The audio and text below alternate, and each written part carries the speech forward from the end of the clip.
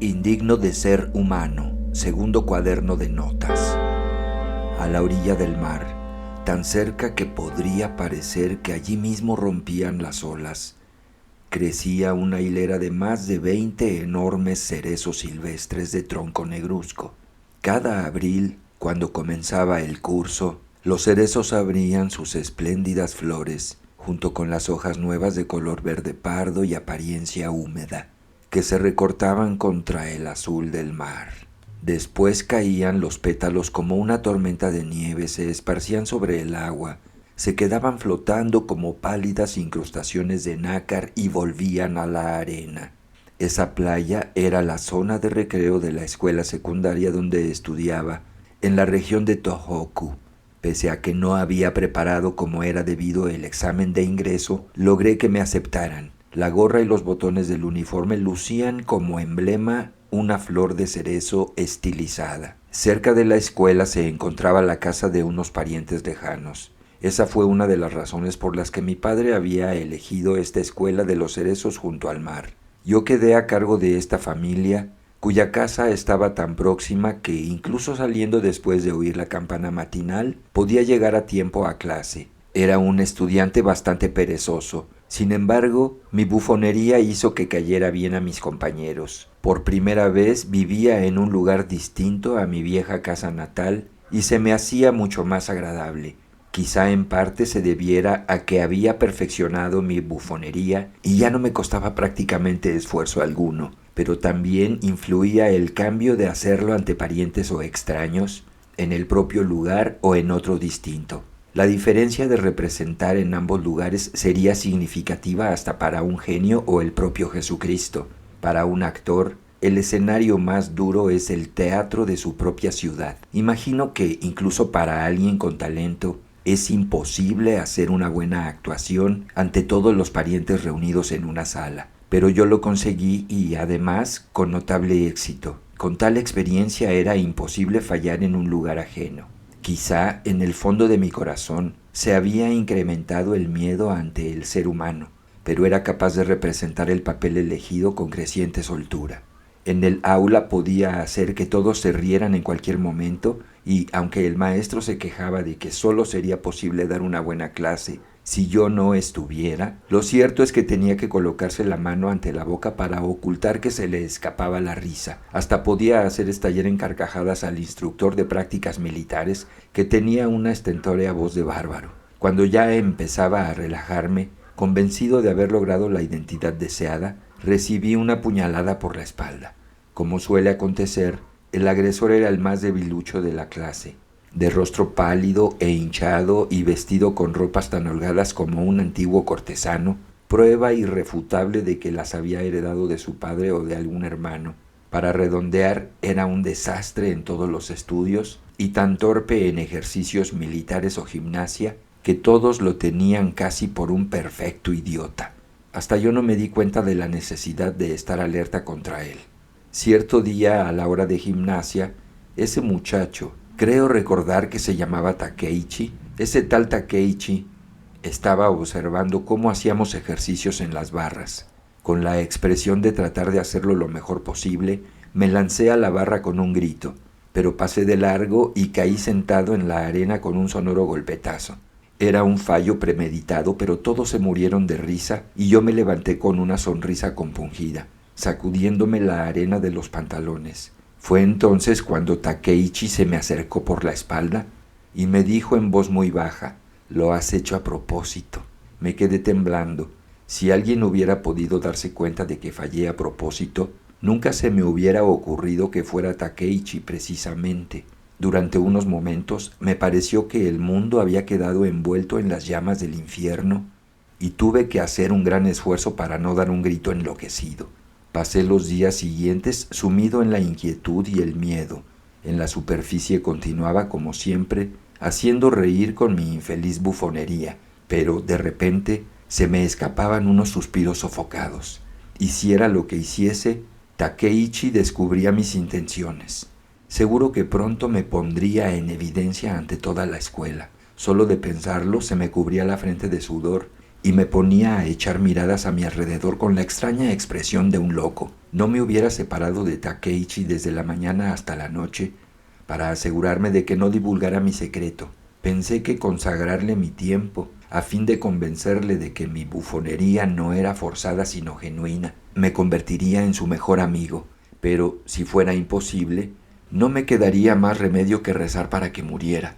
Por supuesto no deseaba matarle. En toda mi vida muchas veces he deseado ser asesinado, aunque ni una sola vez he pensado en quitar la vida a nadie. Será porque, al contrario, deseo hacer felices a las demás personas. Para ganarme a Takeichi opté por la amable sonrisa cristiana, con el cuello inclinado 30 grados a la izquierda, y por rodearle levemente los escuálidos hombros hablándole con fingida dulzura cuando le invitaba a mi casa, pero él se quedaba siempre callado, con la expresión indefinida. Cierto día, creo recordar que fue a principios de verano, comenzó a llover a cántaros después de que se terminaran las clases. Los compañeros parecían no saber cómo arreglárselas para volver a casa. Como la mía estaba muy cerca, me dispuse a llegar en una carrera. Entonces, junto a la estantería del calzado, vi a Takeichi, que estaba de pie con aspecto decaído, y le propuse que me acompañara a casa, que le prestaría un paraguas. Como vacilaba, le tomé de la mano y salimos corriendo bajo la lluvia. Al llegar, le pedí a mi tía que secase nuestras chaquetas y así logré llevármelo a mi habitación en la primera planta. En esa casa vivían mi tía, que había pasado de los 50, una prima de unos 30 años, con gafas, alta y de aspecto enfermizo. Se había casado pero regresó a su hogar materno, y otra que había terminado la escuela secundaria poco tiempo atrás. No se parecía en nada a su hermana, ya que era bajita y con un rostro redondo. En la planta baja de la casa había una pequeña papelería que también vendía algunos artículos de deporte. Sin embargo, la fuente principal de ingresos de la familia eran las rentas de 6 viviendas que había dejado mi fallecido tío. «Me duelen los oídos», dijo Takeichi de pie en mi habitación. «¿Será porque te entró agua con la lluvia?» Cuando eché una mirada, ambas orejas mostraban síntomas de una espantosa otorrea. Tenían tanto pus que parecía estar a punto de desbordarse por los lóbulos. «¡Qué barbaridad! ¡Con razón te duele!», exclamé exagerando a propósito, y añadí con palabras bondadosas como las de una mujer: «Perdona que te haya arrastrado a venir bajo esa lluvia». Bajé para buscar algodón y alcohol. Entonces acomodé la cabeza de Takeichi sobre mis rodillas y le desinfecté los oídos con esmero. Ni él se dio cuenta de que todo era un montaje hipócrita. «Seguro que muchas mujeres se enamorarán de ti», dijo con la cabeza en mi regazo. Fue un cumplido vacío, pero resultó una profecía diabólica, como nunca hubiera podido imaginar ese Takeichi. Que se enamoraran de mí o que yo me enamorara de ellas. Qué impresión tan vulgar y burlesca me producían esas palabras, mas al mismo tiempo cuánta complacencia. Por más solemne que fuera el momento, al aparecer alguna de esas palabras, se desmoronaban los templos de la melancolía y quedaba un sentimiento de vacío, aunque curiosamente, si se reemplazara la expresión «el problema de que se enamorasen de uno» por la más literaria de «la inquietud de ser amado», los templos de la melancolía se podrían mantener a salvo. Takeichi me obsequió con el estúpido elogio de que muchas mujeres se enamorarían de mí porque tuve la amabilidad de limpiar el pus de sus oídos. En ese momento me ruboricé y me limité a sonreír en silencio, aunque ya tenía una leve idea de que podría tener razón. Pero usar esa expresión causaba un efecto simplón de galancillo de teatro muy distinto de mis premoniciones. A mí siempre me costó mucho menos entender a los hombres que a esa clase de ser humano llamado mujer. En mi casa las mujeres siempre fueron más numerosas que los hombres. Lo mismo ocurría entre mis parientes cercanos, y también fue una mujer la sirvienta del delito. Cuando era pequeño solía jugar solo con niñas, pero no creo exagerar si digo que me relacionaba con ellas con la cautela de quien anda sobre una fina capa de hielo. No podía entenderlas. Andaba totalmente a oscuras en lo que a ellas se refería, y a veces, como si hubiera pisado la cola de un tigre, terminaba con penosas heridas. Al contrario de lo que sucede con las causadas por el látigo de un hombre, esas heridas eran profundas y dolorosas, como si de una hemorragia interna se tratase, y resultaban muy difíciles de curar. Las mujeres me atraían hacia ellas solo para dejarme tirado después. Cuando había gente delante me trataban con desprecio y frialdad, solo para abrazarme con pasión al quedarnos solos. También me di cuenta de que las mujeres duermen con tanta profundidad como si estuvieran muertas. Me pregunto si no viven para dormir. Estas y otras observaciones las hice siendo un niño, y llegué a la conclusión de que parecen una raza totalmente distinta de los hombres. Y lo más raro es que estos seres incomprensibles, con los que hay que andarse con tiento, siempre me han protegido. No he dicho enamorarse de mí o amarme. Eso no se correspondería con la realidad. Quizás sea más exacto decir que me han protegido. Además, me siento más cómodo haciendo las bufonerías ante mujeres. Los hombres no van a reír mucho tiempo de mis representaciones. Sé que si con el entusiasmo del momento se me va la mano, la cosa terminará mal. Por eso pongo extremo cuidado con parar en el punto justo. Pero las mujeres no conocen la moderación. Por más que prolongue mi bufonería, me piden más y más hasta dejarme agotado. Hay que ver cómo se ríen. Está claro que las mujeres saben disfrutar de los placeres más que los hombres. Las hermanas de la casa donde vivía cuando estudiaba secundaria solían visitarme a mi habitación en sus ratos libres. Cada vez que llamaban me daban un sobresalto considerable. ¿Estás estudiando? No, ¿qué va?, decía con sonrisa cerrando el libro. ¿Sabéis qué? Hoy en la escuela el maestro de geografía, apodado Combo, y me lanzaba a contar historias divertidas sin relación alguna con lo que tenía en la mente. Cierta noche ambas vinieron a mi habitación y después de hacerme representar mis bufonerías un buen rato, la menor me dijo: «Yo-chan, pruébate las gafas». «¿Para qué? Tanto da, pruébatelas, anda, toma las gafas de Anessa». Solían hablar con brusquedad, como si dieran una orden. El bufón se puso dócilmente las gafas. Enseguida las dos se comenzaron a morir de risa. «Pero si es igualito a Harold Lloyd, idéntico». En esa época, este actor extranjero tenía mucho éxito en Japón. «Señoras y caballeros», comencé, levantándome y alzando una mano para saludar. «Quisiera agradecer a mis admiradores japoneses». Las hermanas se desternillaban. A partir de ese día, siempre que llegaba una película de Harold Lloyd al cine local, la iba a ver y estudiaba en secreto sus expresiones. Una tarde de otoño, cuando estaba leyendo en la cama, Anessa entró veloz como un pájaro a mi habitación y se dejó caer llorando sobre el edredón. «¿Me vas a ayudar, verdad, Yo-chan? ¿A que sí? Nos marcharemos juntos de esta casa, ¿vale? Ayúdame, por favor», dijo con desespero, poniéndose a llorar de nuevo. No era la primera vez que una mujer se mostraba así conmigo. Por eso no me asusté ante las palabras exaltadas de Anessa. Más bien me aburrió su vacuidad y falta de sustancia. Me levanté, tomé un caqui de encima del escritorio, lo pelé y le di un pedazo. «¿No tienes algún libro interesante para prestarme?», dijo comiéndose el caqui entre sollozos. «Saqué de mi estantería Soy un gato, de Natsume Soseki». «Gracias por el caqui», dijo sonriendo, un poco avergonzada, y salió de la habitación. No ha sido solo con Anessa. Comprender los sentimientos de cualquier mujer es más complicado y desagradable que estudiar las emociones de una lombriz. Según mi experiencia, que viene de cuando era niño, cuando una mujer se pone a llorar de repente, lo mejor es ofrecerle algún dulce y enseguida mejora su humor. Su hermana menor, Sechan, solía traer a sus amigas a mi habitación y, como era mi costumbre, me ocupaba de divertirlas a todas por igual. Cuando se marchaban, Sechan las criticaba sin faltar, diciendo que no eran buenas muchachas y que tuviera cuidado. Si era así, ¿por qué se molestaba en invitarlas? En todo caso, a causa de ellas, mis visitantes eran casi siempre mujeres. Sin embargo, esto no significa que se hubiera comenzado a cumplir el elogio de Takeichi de que las mujeres se enamorarían de mí, ni mucho menos. Yo no era más que el Harold Lloyd de Tohoku.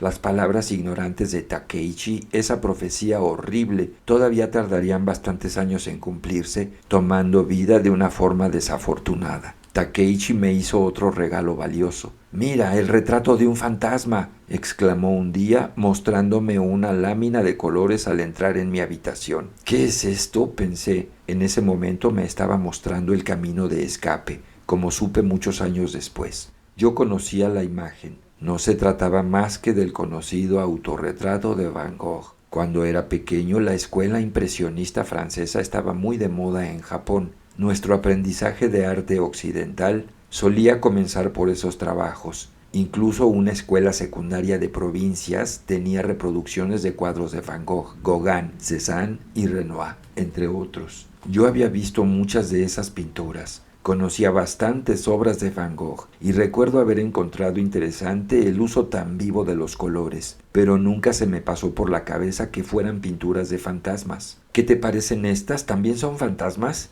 dije mostrándole un libro de láminas de Modigliani, con mujeres desnudas de piel bronceada que acababa de sacar de mi estantería. Takeichi abrió los ojos admirado. «Anda, parecen los caballos del infierno. Ya, o sea que fantasmas. Me gustaría dibujar a fantasmas como estos». Las personas que temen a otros seres humanos desean ver espectros de apariencia todavía más horrible. Las que son nerviosas y se asustan con facilidad rezan para que la tormenta sea lo más violenta posible. Y ciertos pintores que han sufrido a causa de unos fantasmas llamados seres humanos acaban creyendo en cosas fantásticas y viendo espectros en pleno día, en medio de la naturaleza. Pero ellos no se dedican a engañar con bufonerías, se esfuerzan en pintar exactamente lo que vieron. Tal como dijo Takeichi, pintaron cuadros de fantasmas, ni más ni menos. Entonces supe que esos fantasmas serían mis amigos de ahora en adelante. Me excité tanto que apenas pude contener las lágrimas. Yo también voy a pintar. Pintaré cuadros de fantasmas, de caballos del infierno, dije a Takeichi bajando mucho la voz sin saber por qué. Desde la escuela primaria me gustó tanto pintar como mirar cuadros, pero las pinturas nunca obtuvieron un reconocimiento similar al de mis historietas. Lo cierto es que no tenía la menor confianza en las opiniones de los seres humanos y en lo que a mí respecta, las historietas eran una de mis bufonadas para saludar al público. Tanto en la escuela primaria como en la secundaria, a mis maestros les encantaban los dibujos, pero a mí no me interesaban en absoluto. Solo me esforcé con las pinturas. Los dibujos eran otra cosa, e intenté crear mi propio estilo, por infantil que fuera. Los libros de la escuela con dibujos para copiar eran de lo más aburrido. Las pinturas de los maestros desastrosas. Y yo me vi obligado a buscar como pude una forma de expresión. Cuando comencé la escuela secundaria ya tenía los útiles necesarios para pintar al óleo. Intenté copiar las obras impresionistas, pero el resultado fueron pinturas tan muertas como figuras recortables. Y me di cuenta de que seguir por ese camino sería un error. Vaya tontería y falta de criterio el intentar mostrar un objeto hermoso con esa belleza. Los grandes artistas eran capaces de plasmar la belleza en objetos de lo más triviales e incluso encontraban interesante describir algo tan feo que causara náuseas por el puro placer de expresarse sin preocuparse de la opinión ajena. Después de que Takeichi me iniciara de un modo tan primitivo en el secreto de la pintura, me dediqué a pintar autorretratos, cuidando de que no los vieran mis visitantes femeninas. Mis cuadros eran tan lúgubres que casi me dejaban helado a mí mismo. En ellos estaba plasmada mi verdadera naturaleza, que mantenía escondida en lo más profundo de mi corazón. En la superficie me reía alegremente y hacía reír a los demás, pero en realidad era así de sombrío. Como no había nada que hacer, en secreto afirmaba esta naturaleza. Sin embargo, aparte de Takeichi, no se los mostré a nadie. Si alguien descubriese mi lobreguez tras la máscara de bufón, seguro que comenzaría una estrecha vigilancia. Por otra parte, existía el peligro de que no reconocieran mi verdadera naturaleza y lo tomaran como una bufonada más, lo que causaría grandes risotadas. Esto sería lo más horrible que podría suceder. Y así, cada vez que terminaba un cuadro, me apresuraba a esconderlo en el fondo del armario. Desde luego, en la clase de dibujo nunca mostré mi estilo espectral y continué pintando como siempre las cosas bonitas como tales con la pertinente mediocridad. Solo podía mostrar a Takeichi, y lo hacía como lo más natural mi carácter sensible. Cuando vio mis primeros autorretratos, me elogió muchísimo. Al mostrarle 2 o 3 de mis cuadros de fantasmas, anunció su segunda profecía: «Serás un gran pintor». Cuando me marché a Tokio llevaba grabadas en la cabeza las 2 profecías del bobalicón de Takeichi, que las mujeres se enamorarían de mí y que sería un gran pintor. Quería entrar en una escuela de arte, pero mi padre me puso en una escuela superior con la intención de convertirme en funcionario. Como ya estaba decidido y yo no estaba acostumbrado a llevar la contraria, obedecí sin preocuparme demasiado. Me había ordenado que hiciera el examen en el 4º año, uno antes de terminar el colegio, y así lo hice. En realidad, estaba ya más que harto de mi escuela junto al mar con los cerezos. Como aprobé, entré en la escuela de Tokio sin terminar el 5º año.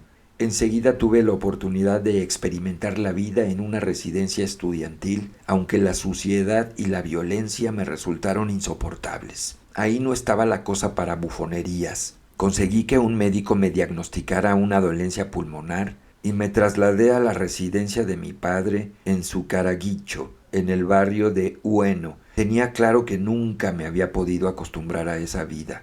Me causaba escalofríos oír acerca del ardor y el orgullo de la juventud, y en cuanto al espíritu estudiantil, era algo que no iba conmigo en absoluto. Tanto las aulas como la residencia eran escenario de los deseos sexuales más retorcidos. Aquello era un vertedero donde no servían para nada mis habituales actuaciones de bufón. Cuando no había sesiones en el Parlamento, mi padre no pasaba más que 1 o 2 semanas al mes en casa. En su ausencia tan solo quedábamos 3 personas en la gran residencia. Una pareja de ancianos que se ocupaba de todo, y yo, por mi parte, faltaba bastante a clase, aunque no porque me dedicara a conocer los lugares famosos de Tokio. Parece que acabaré por no visitar nunca el santuario de Meiji, la estatua de Masashige Kusunoki o las tumbas de los 47 samuráis, sino que me pasaba el día entero en casa leyendo o pintando. Cuando mi padre estaba en Tokio, cada mañana me apresuraba para ir a la escuela, aunque a veces iba a una clase de pintura del maestro Shintaro Yasuda en Sendagicho, del barrio de Hongo. Me solía pasar hasta 3 o 4 horas practicando dibujo. Lo cierto es que iba a clase como simple oyente desde que dejé la residencia. Quizás se tratase tan solo de envidia, pero en todo caso nunca tuve un sentimiento definido de pertenecer al mundo estudiantil.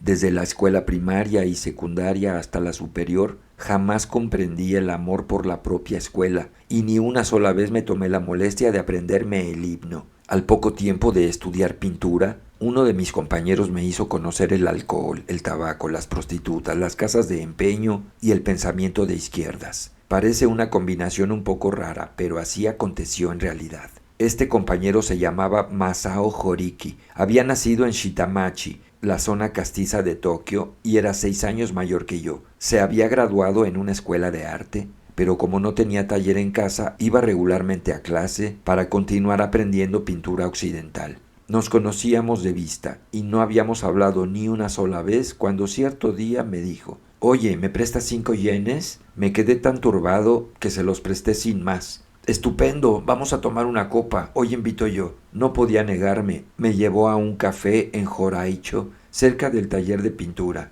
Este fue el principio de nuestra amistad. Ya hace tiempo que me había fijado en ti. Eso. Esta sonrisa tímida tuya es característica de los artistas prometedores. Bueno, vamos a brindar por nuestro encuentro. ¡Salud! Kinu, dijo dirigiéndose a la camarera. ¿No te parece guapo el muchacho? Pero no te vayas a enamorar de él. Desde que llegó al taller de pintura, por desgracia, he pasado a ser el segundo más guapo de la clase. Horiki tenía un rostro moreno de facciones regulares y, lo que era muy poco habitual en un estudiante de pintura, vestía un traje muy decente con una corbata discreta y llevaba fijador en el cabello dividido en el centro por una raya impecable. Como el lugar no me era familiar, al principio no hacía más que cruzar y descruzar los brazos, entre sonrisas ciertamente tímidas. Pero después de 2 o 3 vasos de cerveza comencé a sentirme muy ligero, con una curiosa sensación de liberación. ¿Sabes? Había estado pensando en matricularme en una escuela de arte y comencé, pero él me cortó enseguida. «Ni se te ocurra, no sirve para nada. Las escuelas son de lo más inútil. Nuestros maestros deben ser la naturaleza y nuestros sentimientos respecto a ella». A decir verdad, sus opiniones no me merecieron ningún respeto. Se me ocurrió que podría ser un imbécil y sus cuadros una birria, pero sería un buen compañero de diversión. Era la primera vez en la vida que me topaba con un habitante urbano de vida licenciosa. Aunque él y yo éramos completamente distintos, nos parecíamos mucho en que estábamos muy alejados de la vida cotidiana de los seres humanos. Pero lo que nos diferenciaba mucho era que Horiki no tenía conciencia de la farsa. ni se daba cuenta de la miseria que conllevaba. Lo despreciaba porque solo vivía para divertirse y solo me relacionaba con él como compañero de diversión. A veces me avergonzaba de su amistad, pero me dejé llevar por él y al final resulté derrotado. Al principio pensaba que Horiki era un buen tipo, un tipo fuera de lo común. Hasta yo, que tenía tanto miedo a la gente, pude relajarme por completo con ese buen guía de Tokio. Lo cierto es que yendo solo cuando me subía al tranvía, me daba miedo el cobrador. Al entrar al teatro Kabukiza, me atemorizaban las acomodadoras alineadas a ambos lados de la escalera alfombrada de la entrada principal. Si me encontraba en un restaurante,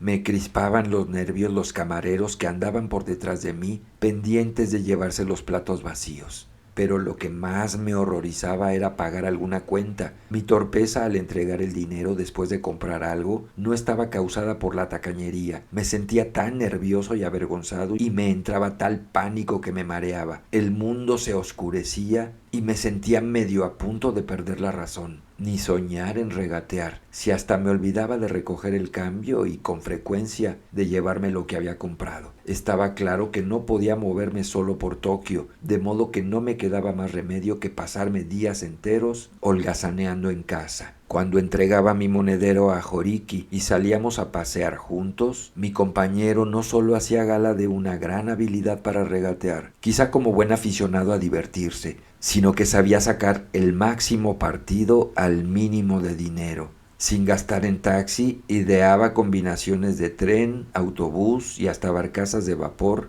para llevarnos en muy poco tiempo a nuestro destino. Por ejemplo, si después de pasar la noche con una prostituta nos deteníamos en alguna posada y después de tomar un buen baño desayunábamos tofu hervido con sake, con poco dinero podíamos disfrutar de una sensación de lujo. Esto supuso para mí una valiosa educación práctica. También me enseñó que el arroz con carne o las brochetas de pollo que vendían en los puestos callejeros eran una forma económica de alimentarse bien y que para emborracharse rápidamente lo mejor era el Denki Bran. En suma, yo me sentía tranquilo con él, convencido de que no tenía que preocuparme en absoluto por el importe de nuestras cuentas. Otra cosa que era de agradecer en la relación con Horiki era que le importaba un bledo lo que pensara su interlocutor al lanzarse en un torrente apasionado, aunque quizás su pasión real fuera hacerle caso omiso al otro, de charla superficial que podía continuar durante horas.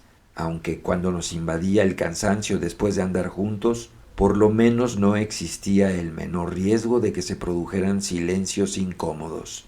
Cuando trataba con la gente le tenía horror a esos silencios. Yo era callado por naturaleza, pero no me quedaba más remedio que recurrir al desesperado recurso de mis bufonerías. Ahora el imbécil de Horiki había adoptado el papel de bufón sin darse cuenta, por lo que yo me limitaba a escucharlo en silencio y de vez en cuando decía, «No puede ser», riéndome. Pronto comprendí que el alcohol, el tabaco y las prostitutas eran un método excelente para librarme del miedo a los seres humanos, aunque fuese solo por un momento, y llegué a la conclusión de que para conseguir esos momentos valdría la pena vender hasta la última de mis posesiones. Las prostitutas no me parecían personas ni mujeres. Más bien me daban la impresión de seres idiotas o locos. Por eso me sentía muy a salvo en su compañía y podía dormir profundamente. Daba hasta pena ver que no tenía ni un ápice de avaricia. Al parecer, sentían que tenía algo en común con ellas, porque siempre me trataron con una amabilidad espontánea que no me agobiaba. Una amabilidad sin segundas intenciones, sin fines de negocio, hacia una persona que quizá no volverían a ver. En esas prostitutas idiotas o locas alguna noche vi una aureola de Virgen María, pero iba allí para escapar del miedo a los seres humanos, para descansar aunque fuese solo una noche y mientras me divertía con esas prostitutas, con las que tenía algo en común, adquirí sin advertirlo un cierto aspecto repugnante del que no podía librarme, una especie de inesperado fruto de mi forma de vivir, que poco a poco se hizo visible hasta que el propio Horiki me lo hizo notar, dejándome estupefacto y disgustado. Lo cierto es que había aprendido sobre las mujeres a través de las prostitutas. el aprendizaje más duro, pero también el más efectivo, y desprendía un olor de seductor. Las mujeres, no solo las prostitutas, lo olían instintivamente y se me acercaban. Este aire obsceno y poco honorable era mucho más evidente que el solaz que me había aportado la experiencia. Horiki me lo comentó como un cumplido a medias, pero a mí me produjo una sensación opresiva. Por ejemplo, recuerdo que la camarera de un café me envió una carta infantil. También la hija veinteañera del general, que vivía junto a mi casa de Sakuragicho. Cada mañana, a la hora que iba a la escuela, aparecía toda arreglada por su portal, entrando y saliendo sin que pareciera que tuviera nada especial que hacer. Cuando iba a comer carne, incluso sin que yo dijera una palabra, la mujer del restaurante y en el kiosco donde compraba tabaco, la muchacha colocó en la caja junto con el paquete, y la mujer sentada a mi lado en el teatro Kabukiza. Asimismo, cierta noche que había bebido y me quedé dormido en el tranvía, también la carta inesperada de aquella pariente en el campo revelando su obsesión, o la muchacha desconocida que en mi ausencia dejó una muñeca cosida a mano. Mi actitud fue pasiva en extremo, de forma que estos episodios no se convirtieron en ninguna historia. Pero no podía negar que era cierto, y no se trataba de una broma absurda, que algo en mí despertaba en las mujeres el deseo de amar, pero que me lo hiciera notar alguien como Horiki me produjo un malestar parecido a la humillación, y al mismo tiempo me hizo perder de repente mi interés por las prostitutas. Cierto día, Horiki, haciendo ostentación de modernidad, tratándose de él, no se podía pensar de otra forma, me llevó a una reunión secreta del Partido Comunista. No lo recuerdo bien, pero creo que se llamaba Asociación de Lectura. Para Horiki, quizá este encuentro clandestino no fuese más que uno de los sitios para conocer en Tokio. Me presentaron a los compañeros y me obligaron a comprar un panfleto, y después escuché la conferencia que dio un hombre joven, horriblemente feo, sobre economía marxista. Me dio la impresión de que todo lo que dijo era obvio, pero incluso estando de acuerdo, supe que algo más incomprensible y horrible se escondía en el alma humana. No se trataba solo de ambición ni de vanidad, ni tampoco de una mezcla de deseo sexual y avaricia. No lo entendía ni yo mismo, pero sentía que la sociedad humana no era solo economía, sino que en el fondo acechaba algo misterioso. Esto me atemorizaba, pero aprobaba el materialismo con la misma naturalidad que el agua se nivela. Aunque éste no me podía librar de mi temor por el ser humano y no me producía la esperanzada alegría de una persona ante la vista de las hojas que acababan de brotar. Incluso así, continué participando en las reuniones en las que los compañeros, con expresiones graves, discutían teorías tan elementales como que 1 más 1 son 2. Me parecían ridículos a más no poder, de modo que me esforcé en hacer algunas de mis habituales bufonadas para que se relajasen un poco.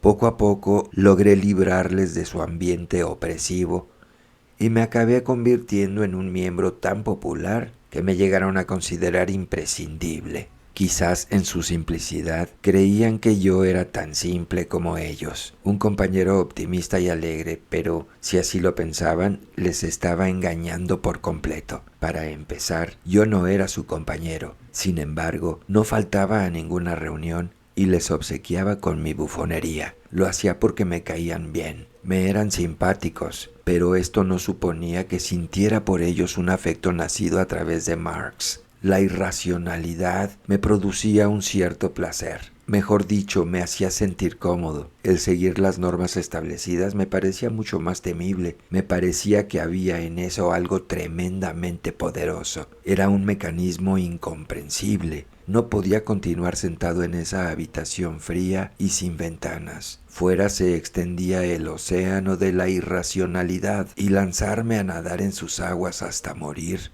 se me hacía más placentero. Existe la palabra marginados, que denota a los infelices, a los fracasados y a los descarriados de la sociedad humana. pero yo creo que lo soy desde el momento en que nací. Por eso, cuando me cruzo con alguien calificado de marginado, de inmediato siento afecto por él, un afecto que llena todo mi cuerpo de un arrobamiento de ternura. También existe el término conciencia de delincuente. Al estar en la sociedad humana, toda la vida he sufrido de esta conciencia, pero ha sido mi fiel compañera, como una esposa en tiempos de pobreza, y ambos hemos compartido nuestras miserables diversiones. Puede que esta haya sido mi actitud en la vida. Asimismo, la gente habla del sentimiento de culpabilidad. En mi caso me poseyó desde que era un bebé, y con el tiempo, en lugar de curarse, se hizo más profundo, penetrándome hasta los huesos. Pero incluso si se podía decir que mi sufrimiento por las noches era el de un infierno de infinitas torturas, pronto se me hizo más querido que mi propia sangre y carne, y me llegó a parecer la expresión de ese sentimiento de culpabilidad vivo, o quizás un murmullo afectuoso. Para un hombre de estas circunstancias, el ambiente de un movimiento clandestino suponía una extraña tranquilidad, una sensación de bienestar. En suma, más que los objetivos del grupo político, podría decir que me atrajo su ambiente. Para Horiki solo se trató de una burla estúpida, ya que asistió tan solo a una reunión, aquella en que me llevó para presentarme, escudándose en la torpe ocurrencia de que el marxismo debía estudiar no solo el aspecto de la producción, sino también el del consumo. Y como nunca más se acercó a las reuniones, acabamos compartiendo tan solo el aspecto del consumo. Volviendo la vista atrás, recuerdo que había marxistas de todas clases. Algunos, como Horiki, se autocalificaban así para vanagloriarse de su modernidad, mientras que el olor de la irracionalidad atrajo a otros de los que nos sentábamos en las reuniones, como fue mi caso. Si los auténticos marxistas hubiesen descubierto los motivos de Horiki y los míos, se hubieran enfurecido mucho y, tratándonos de viles traidores, nos hubiesen echado sin contemplaciones. Sin embargo, ninguno de los dos fue expulsado, y yo en particular me podía comportar de una forma mucho más saludable en esta sociedad irracional que entre caballeros racionales. Como me consideraban un compañero prometedor, me encargaron diversas misiones secretas,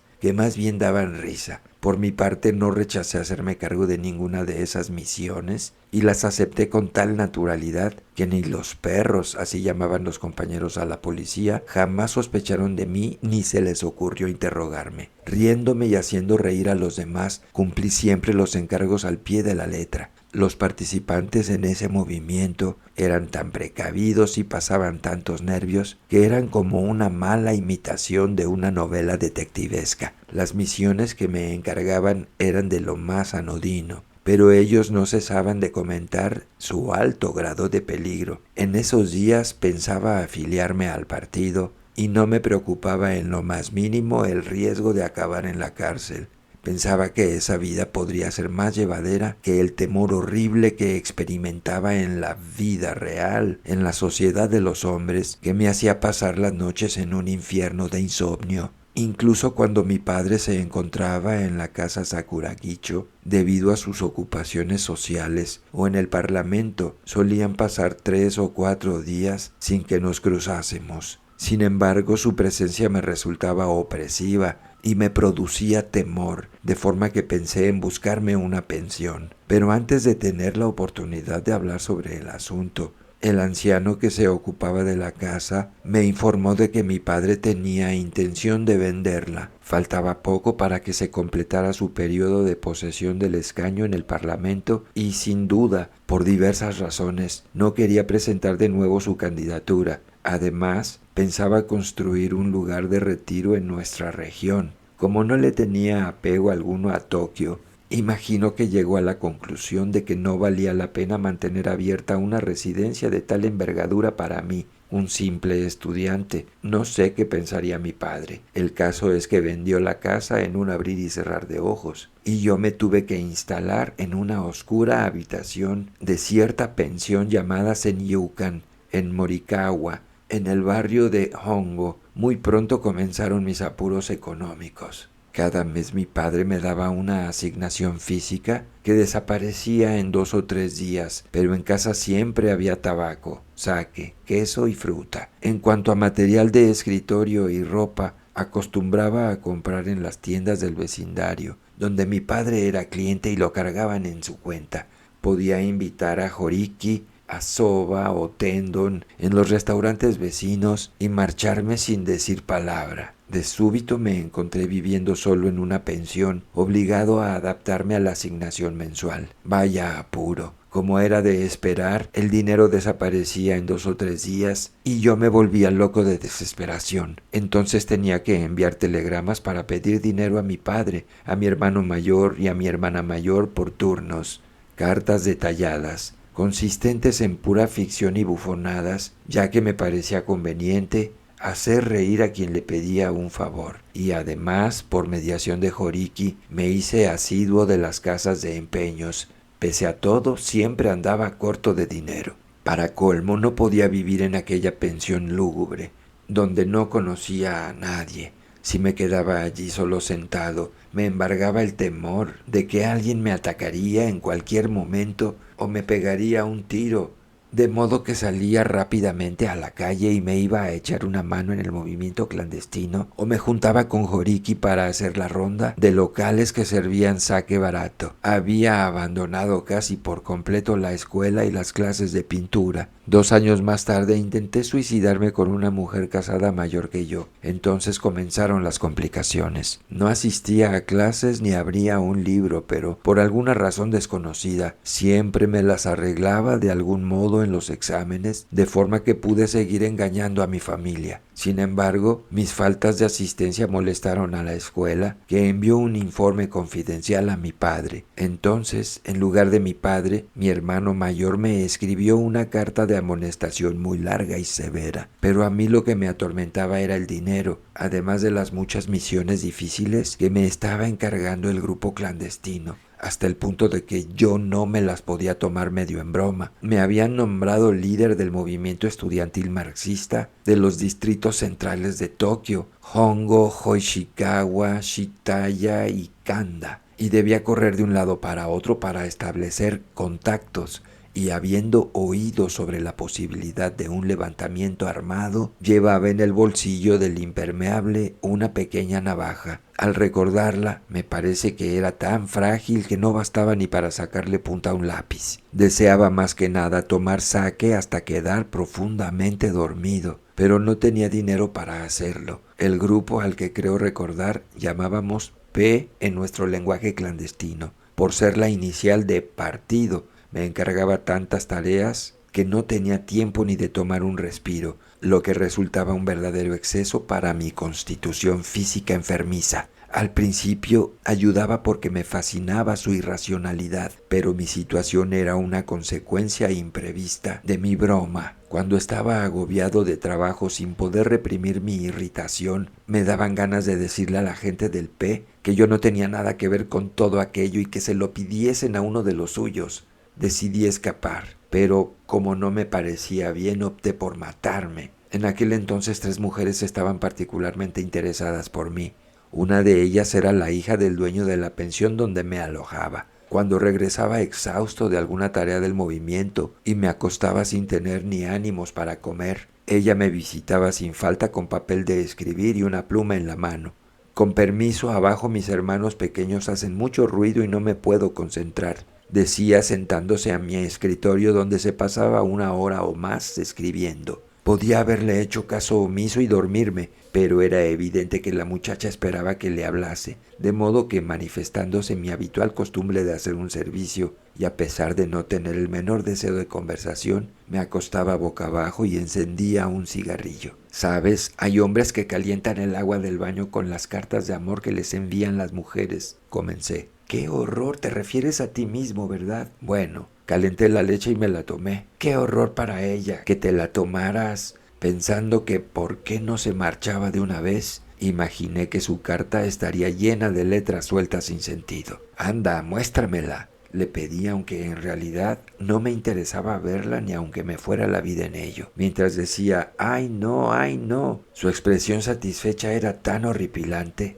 que acabó con cualquier posible interés. Entonces se me ocurrió que le podía hacer un encargo. Perdona, ¿te podrías acercar a la farmacia de la calle de la estación para comprarme un frasco de calmotín? Estoy agotado, con la cara ardiendo, y no voy a conseguir dormirme. ¿Serías tan amable? En cuanto al dinero... Por eso no te preocupes. Se levantó contenta. No hay que andarse con remilgos en encargar algo a una mujer. Al contrario, sé muy bien por experiencia que les encanta que un hombre les pida alguna cosa. La otra mujer era una compañera que estudiaba para maestra. Con ella, quisiera o no, por el asunto de la militancia tenía que encontrarme cada día. Después de las reuniones, esa mujer siempre se me pegaba ahí y además me traía regalos. Quiero que me consideres como a tu verdadera hermana mayor, me decía. Yo le respondía, desde luego, con una leve sonrisa, temblando entero. Me daba miedo causar su enojo, de modo que hacía lo posible para disimular, pero cada vez tenía que complacer más a esa mujer fea y desagradable. Aceptaba sus regalos, todos de pésimo gusto, de los que me libraba pasándoselos al viejo del puesto de yakitori y a otra gente. Con expresión contenta le hacía alguna broma para que se riese. Cierta noche de verano, como no había forma de sacármela de encima, le di un beso. Entonces ella, excitada de un modo vergonzoso, llamó un taxi y me llevó a la habitación que el movimiento alquilaba en secreto, un lugar estrecho con aspecto de oficina,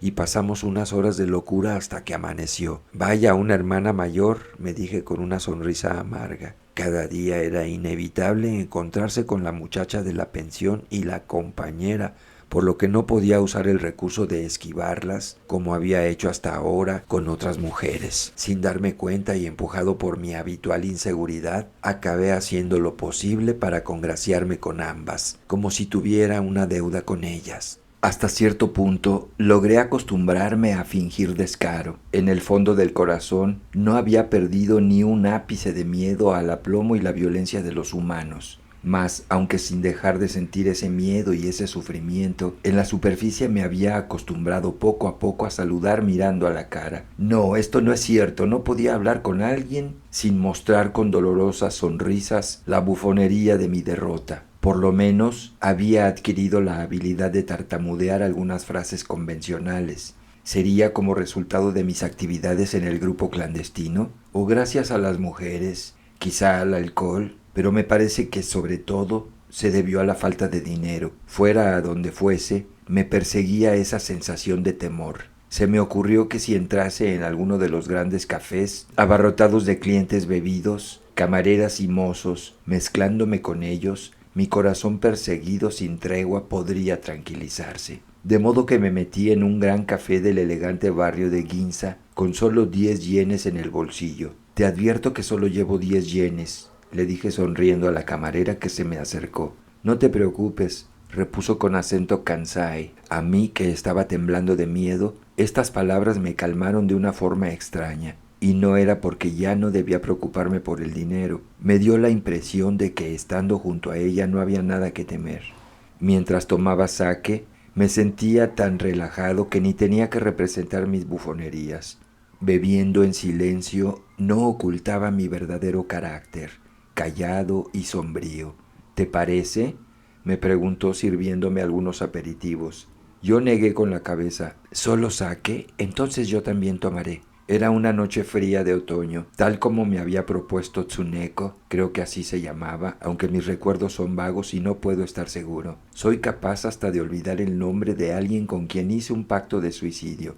La esperé en un puesto callejero de sushi. Ese sushi era malísimo. Es curioso que, aunque pueda olvidar el nombre de ella, recuerdo a la perfección lo repugnante que era el sushi, así como el rostro del hombre que lo preparaba, parecido al de una serpiente aodaisho y con el cabello cortado al rape. El viejo no hacía más que volverse de acá para allá intentando dar una engañosa impresión de destreza en la preparación del sushi. Me parece verlo ahora mismo. Años después, en unas 3 ocasiones, vi en el tren un rostro que me resultaba familiar y después de romperme la cabeza, llegué a la conclusión de que se parecía al hombre del puesto de sushi y sonreí amargamente. Mientras que me cuesta recordar el nombre y el rostro de aquella mujer, recuerdo también el del hombre del puesto del sushi que lo podría dibujar.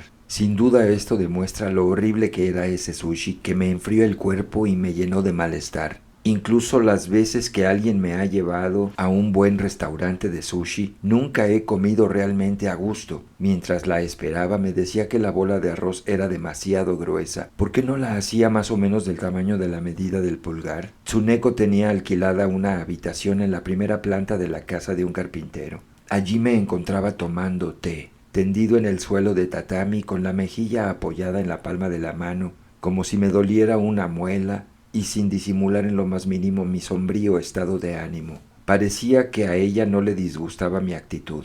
Daba la sensación de estar completamente aislada, como un árbol seco azotado por el frío viento en el que danzaran las hojas muertas. Mientras descansábamos, me contó que era 2 años mayor que yo y que venía de Hiroshima, donde su marido había trabajado de barbero. Sin embargo, en la primavera del año anterior habían huido a Tokio, pero el hombre no encontró trabajo y fue acusado de estafa, por lo que se encontraba en la cárcel. Hasta ahora le había ido a visitar cada día, pero no tenía intención de ir más. Me contó esto, entre otras cosas, aunque no presté demasiada atención, porque las mujeres me aburren cuando comienzan a hablar sobre sí mismas. No sé si será debido a su poca habilidad al expresarse, a que no aciertan a dar énfasis en el punto debido o a cualquier otra razón.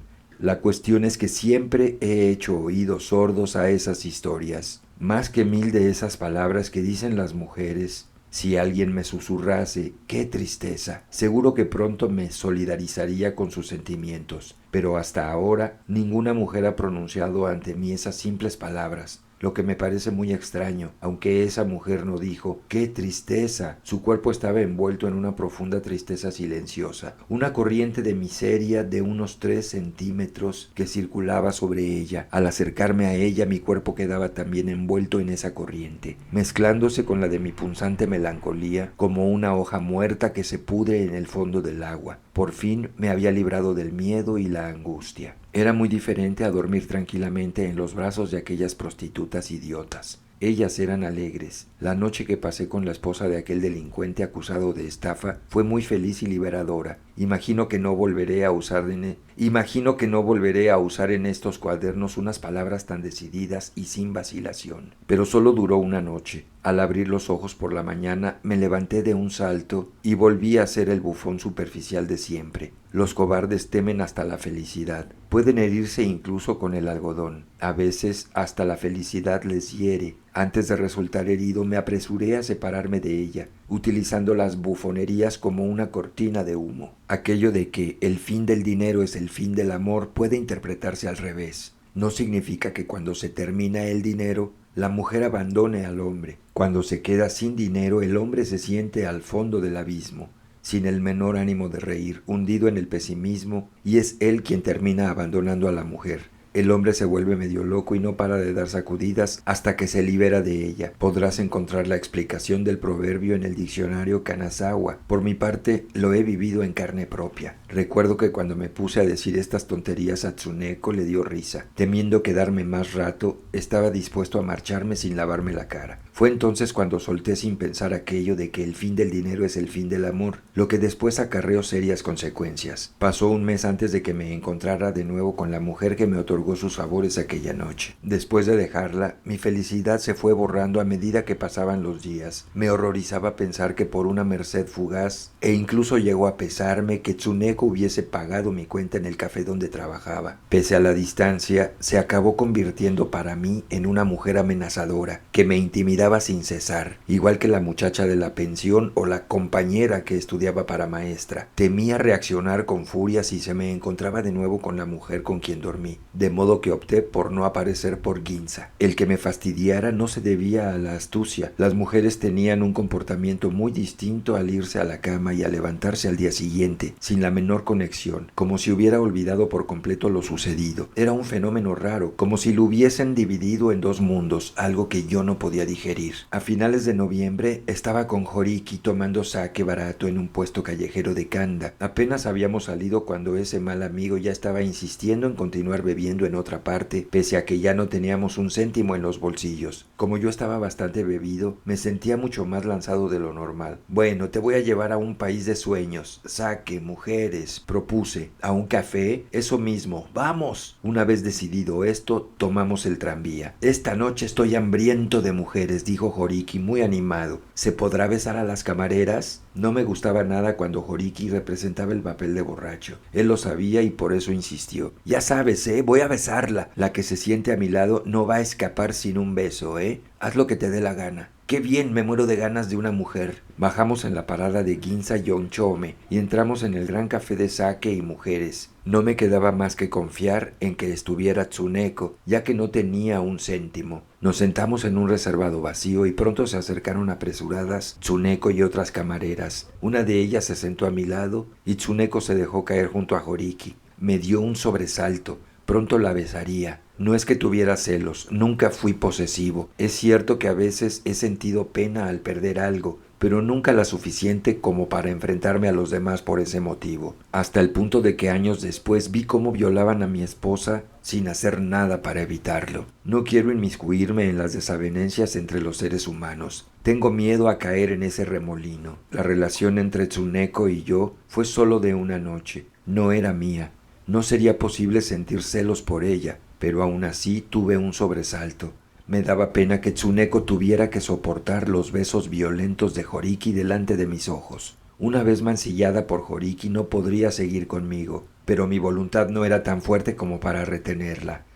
Se iba a terminar todo. Ante la infelicidad de Tsuneko solo pude suspirar, pero al momento siguiente me resigné dejándome llevar por el flujo de los acontecimientos y, mirando ora a Horiki, ora a Tsuneko, sonreí como un bobo. Sin embargo, inesperadamente la situación tomó un mal rumbo. «Se acabó», exclamó Horiki con una mueca. «Ni alguien como yo puede hacerle eso a una mujer tan miserable». Hablando entre dientes y con los brazos cruzados, me dirigí a Tsuneko. «Quiero beber sake, pero no tengo dinero». Quería ahogarme en sake. A la vista de la gente, Tsuneko era una infeliz con olor a pobreza que no valía ni para el beso de un borracho. De repente esto me golpeó como un rayo. Aquella noche bebí como nunca lo había hecho y cada vez que mis ojos se encontraban con los de Tsuneko, intercambiábamos tristes sonrisas. Mientras pensaba que era una mujer exhausta de aspecto pobre, nació en mí una solidaridad por esta compañera en la pobreza. Incluso ahora pienso que los enfrentamientos entre pobres y ricos es un tema que parece caduco, pero que siempre formará parte de las tragedias. Empezó a brotar en mi interior la compasión por Tsuneko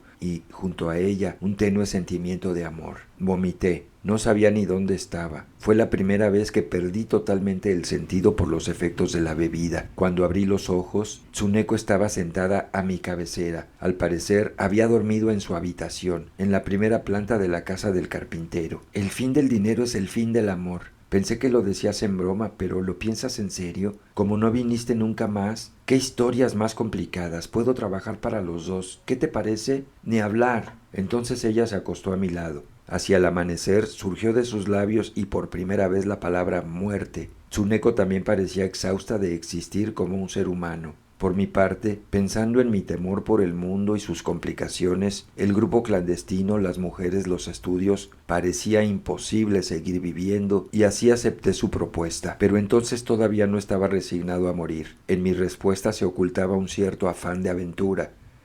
Pasamos la mañana paseando por Asakusa. Entramos en una cafetería y tomamos un vaso de leche. «Esta vez pagas tú», dijo Tsuneko. Cuando me levanté a pagar y abrí el monedero, solo había 3 miserables monedas de cobre. Más que vergüenza, sentí horror. En el acto me vino a la mente que en la habitación de la pensión solo me quedaba el uniforme de la escuela y la ropa de cama. Ya no tenía nada más que pudiera ser empeñado en ese cuarto desolado. Solo tenía lo que llevaba puesto, el kimono de seda jaspeada y el abrigo. Supe con toda claridad que no podía seguir viviendo. Mientras me encontraba allí sin saber qué hacer, Tsuneko echó una ojeada ojeada a mi monedero. ¿No tienes más que esto?, dijo con inocencia, pero yo sentí una punzada dolorosa que solo podía causarme la voz de la primera mujer que amaba. «Solo esto, ¿no tienes más que esto? Pero si 3 cen de cobre no puede llamarse dinero». Sentí una rara humillación, nunca experimentada hasta ahora. Una humillación que no me permitía seguir viviendo. Sería porque al fin y al cabo, en aquel entonces aún no me había librado de la identidad de hijo de familia adinerada. Entonces tomé la determinación real de quitarme la vida. Esa noche nos lanzamos al mar en Kamakura. Tsuneko se desató la faja del kimono, diciendo que la había tomado prestada de una compañera de trabajo y la dejó doblada sobre una roca. Yo me quité el abrigo y lo coloqué en el mismo lugar. Entonces entramos al agua. Ella murió y yo fracasé en el intento. Como yo era solo un estudiante y además el nombre de mi padre tenía interés informativo, la prensa local organizó un alboroto con el incidente. Me ingresaron en un hospital que había junto a la costa y uno de mis parientes se desplazó para ocuparse de las gestiones necesarias. Antes de marcharse me dijo que mi familia se había enfurecido tanto que incluso me podían desheredar, pero a mí eso no me importaba. Sentía tanta nostalgia por Tsuneko que no podía parar de llorar. Hasta hoy nunca he querido a nadie más que a la miserable Tsuneko. La muchacha de la pensión me envió una larga carta que incluía unos 50 poemas breves tanka. Sí, 50, y todos comenzaban con el verso «Vive por mí». También las enfermeras entraban a mi habitación alegremente para hacerme compañía y algunas hasta me tomaban la mano un momento antes de marcharse. Me favoreció mucho que en el hospital me diagnosticaran que tenía una dolencia en el pulmón derecho, porque la policía me trató como un enfermo y no como a un delincuente. Cuando me fueron a buscar para interrogarme por intento de suicidio, me colocaron en una celda especial. A altas horas de la noche, el policía de guardia, ya entrado en años, entreabrió la puerta y me llamó. Tú, ven acá para calentarte un poco», dijo. Entré con la cabeza gacha, fingiendo desaliento. Me senté en una silla y acerqué las manos al brasero. «Ya veo, echas de menos a la mujer que murió, ¿verdad?». «Sí», repuse con voz apagada. «Eso podría decirse que es parte de la naturaleza humana», afirmó. Poco a poco se había puesto a darse importancia. «¿Cómo empezaste a salir con esa mujer?». Su tono era ya casi como el de un juez. Tan presuntuoso se había vuelto cuando me preguntó. Tomándome por un niño y quizá con la idea de entretenerse en aquella noche de otoño, se comportaba como si fuese el responsable de la investigación para hacerme confesar alguna historia obscena. Enseguida me di cuenta y tuve que esforzarme por no soltar una risotada en su propia cara. Sabía que no tenía ninguna obligación de responder a estas preguntas del policía ajenas a la investigación oficial, pero a fin de hacer más llevadera la larga noche otoñal, adopté una actitud dócil, como si en realidad creyese por completo que el policía fuese el responsable de la investigación y de él dependiera que recibiera una sentencia más o menos severa, de modo que hice una declaración a mi antojo para dejarlo contento. Ya entendí más o menos de lo que se trata. Incluso nosotros tenemos en consideración cuando alguien es sincero. Muchas gracias, espero que así sea. Mi representación fue de una habilidad divina, aunque no sirvió absolutamente de nada. Así que amaneció. Me llamó el jefe de la policía para comenzar la investigación de verdad. Enseguida que abrí la puerta y entré en su oficina, dijo: «Vaya, vaya, qué guapo». Y dirigiéndose a mí: «La culpa no es tuya, sino de la madre que te hizo así». El jefe de policía era todavía joven, de tez algo oscura y con aspecto de haber estudiado. Al decirme esto, de repente me hizo sentir como una persona deformada, como si tuviera una marca de nacimiento en pleno rostro. La investigación del oficial, que parecía practicar judo o kendo a juzgar por su físico, fue simple y precisa, distinta como el día y la noche de la que me hizo la víspera ese policía entrado en años, furtiva y en busca de aspectos obscenos. Cuando terminó el interrogatorio, el jefe de policía se puso a llenar un formulario para enviarlo a la fiscalía. «No debes descuidar la salud. Has escupido sangre, ¿no? Por la mañana había tenido una tos muy rara y cada vez que tosía me cubría la boca con un pañuelo que tenía rastros de sangre. Pero en realidad no había salido de mi garganta, sino de un grano bajo la oreja que me había reventado la víspera. Pensé que me convenía más no aclarar la verdad». «Sí», repuse con los ojos bajos haciéndome el bueno. No sé si serás procesado, porque esto depende del fiscal, dijo cuando acabó de rellenar los documentos, pero sería mejor que llamases por teléfono o pusieras un telegrama para que venga alguien que te sirva de avalador. Tienes a alguien, ¿no? Me acordé de un hombre llamado Shibuta, un anticuario que solía visitar a mi padre. Era soltero, rechoncho de unos 40 años y me había avalado por el ingreso en la escuela. Su rostro, en particular cerca de los ojos, tenía el aspecto de un lenguado. Por eso mi padre solía llamarle el lenguado y yo también me acostumbré a ese apodo. Busqué su número en el anuario telefónico que me prestaron en la policía. Lo llamé y le pedí que fuera a la oficina de policía de Yokohama. El lenguado se mostró tan arrogante que parecía otro, pero terminó por aceptar. Que alguien desinfecte ese teléfono inmediatamente. Ha escupido sangre, dijo el jefe de policía con voz potente, que llegó con claridad hasta mis oídos ya que estaba sentado en la celda. Después del mediodía me ataron las muñecas con una cuerda fina de esparto, aunque permitieron que ocultara las manos bajo el abrigo y un joven policía sujetó el extremo de la cuerda con firmeza. Ambos tomamos el tren hacia Yokohama. Lo acontecido no me molestó en absoluto, ni la celda de la policía, ni el agente entrado en años. ¿Por qué sería? Cuando me ataron como a un delincuente me sentí aliviado, de lo más tranquilo. Ahora, al escribir esto, recuerdo que me sentía muy bien, incluso alegre. Pero entre los recuerdos agradables de esa ocasión, nunca olvidaré una lamentable metedura de pata que incluso hoy me produce sudores fríos. Me encontraba en la oficina oscura respondiendo a un interrogatorio simple del fiscal. Era un hombre tranquilo, de unos 40 años. Si en mi caso se me pudiera calificar de guapo, sería una belleza obscena, mientras que la suya era honrada y emanaba una tranquila sagacidad. Era tan reposado que hasta yo bajé la guardia mientras hacía mi declaración. De repente me dio uno de esos ataques de tos. Saqué el pañuelo del escote del kimono y al ver la sangre me pasó por la cabeza que podía sacar algún partido a la tos. Por eso añadí al final de la tos real 2 tosidos de propina y con la boca cubierta aún por el pañuelo miré al fiscal.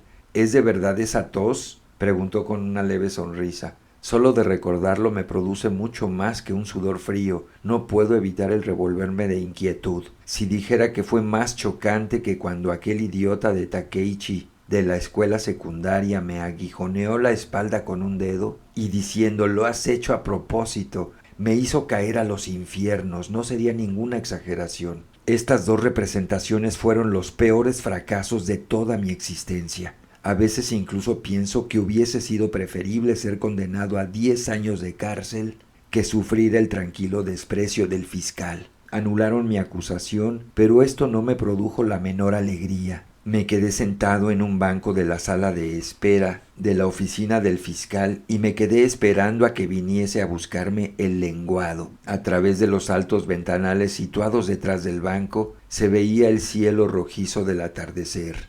Las gaviotas volaban dibujando en el cielo una curva que parecía una silueta femenina.